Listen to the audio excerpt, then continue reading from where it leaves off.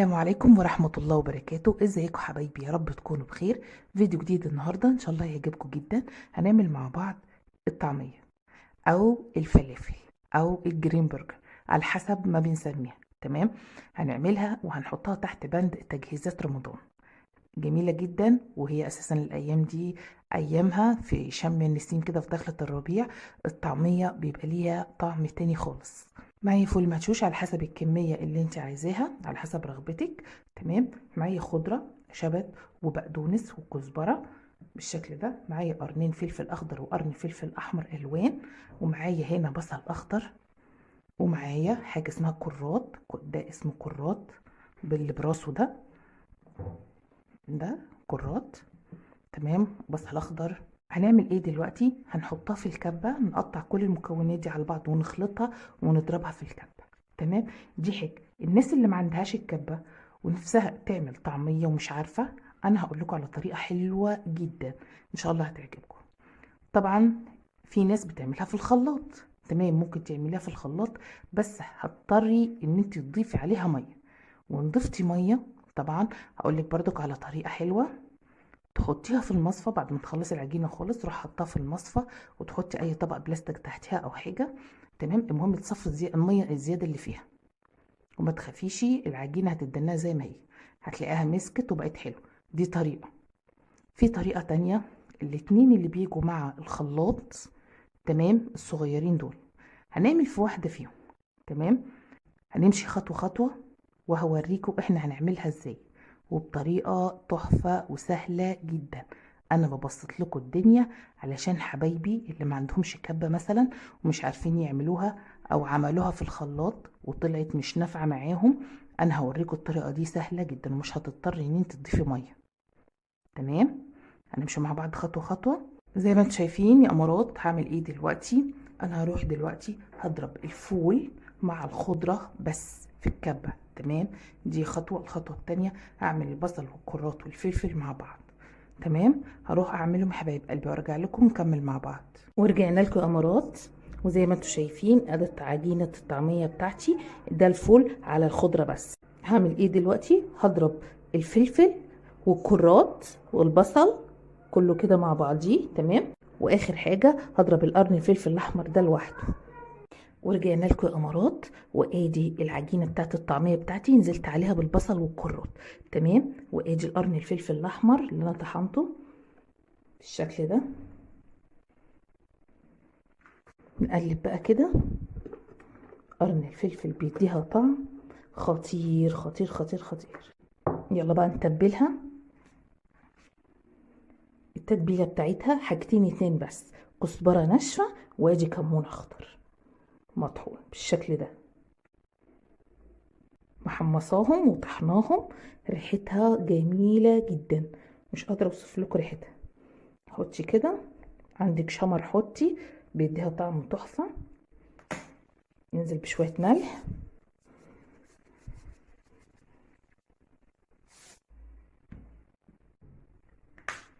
ونقلب بقى كده ايه الخلطة بتاعتنا.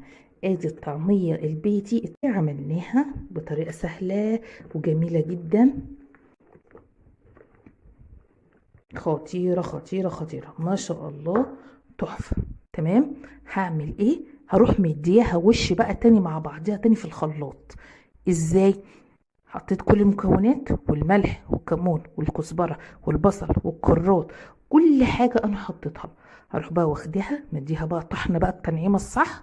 تمام، وارجع لكم واوريكم شكلها عاملة ايه ونكمل مع بعض. ورجعنا لكم يا امارات، وزي ما انتم شايفين ادي عجينه الطعميه بتاعتنا جميله جدا جدا جدا ما شاء الله، ولا تحتاجي ان انت تشتري من بره ولا حاجه. ودي جميله قوي. الناس اغلبيه الناس بتحب تعملها في السحور لما بتيجي تتسحر. تمام، بنروح نصلي التراويح كده واحنا راجعين من التراويح، بالله محلات الفول والطعميه شغالين بنقف نشتري منهم. تمام، اللي يخليك تشتري من بره اعملي حاجتك في البيت ووفري، يعني مش بفلوس اصلا، تكلفتها قليله جدا. تمام، وفي نفس الوقت حاجه انت ضامنه نظافتها وضامنه حلاوتها. وزي ما انتم شايفين انا عاملاها خضر غامق. ليه؟ انا بحبها كده، انا بحبها خضر غامق بتدي نكهه الكفته. تمام، ولو انت حابه لونها فاتح يعني مش حباها غامقه كده، قللي في الخضره بتاعتك.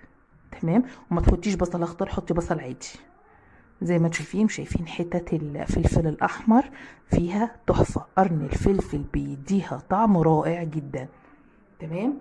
هنعمل ايه دلوقتي؟ يلا بينا نروح نقلي قرصين كده حلوين سخنين ناكلهم وبألف هنا. يلا بينا. ورجعنا لكم يا امارات، وزي ما انتم شايفين جبنا طاسه حطيناها على النار بالزيت. ده ميكس سمسم على كمون على كزبره، ما شاء الله تحفه. شايفين جماله؟ احط ايدي كده.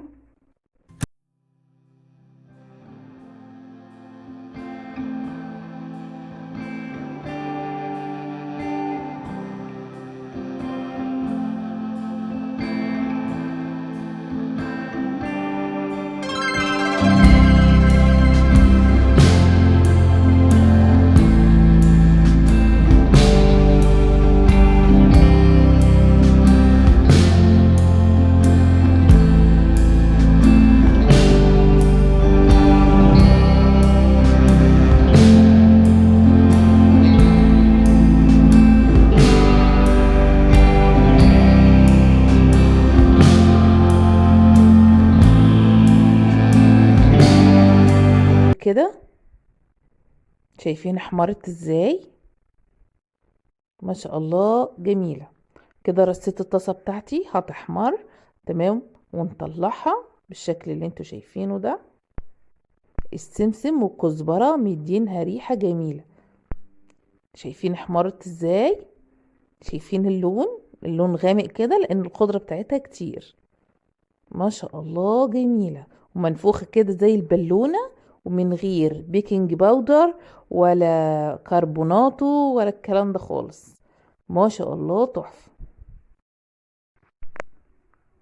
شايفين اللون؟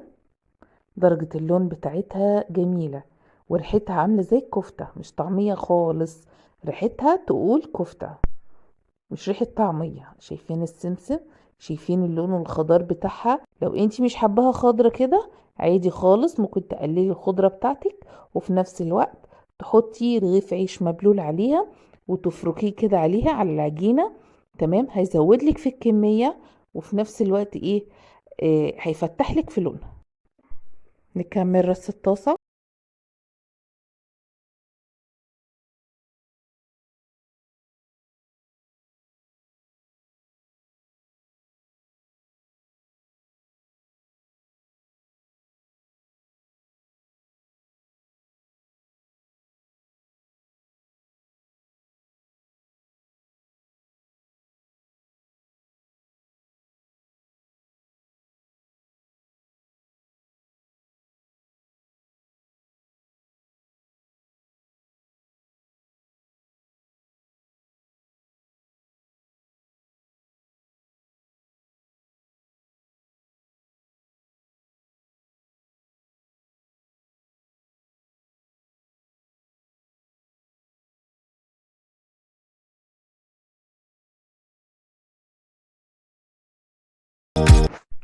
ورجعنا لكم يا امارات، وزي ما انتم شايفين خلصنا الاكله الجميله بتاعتنا.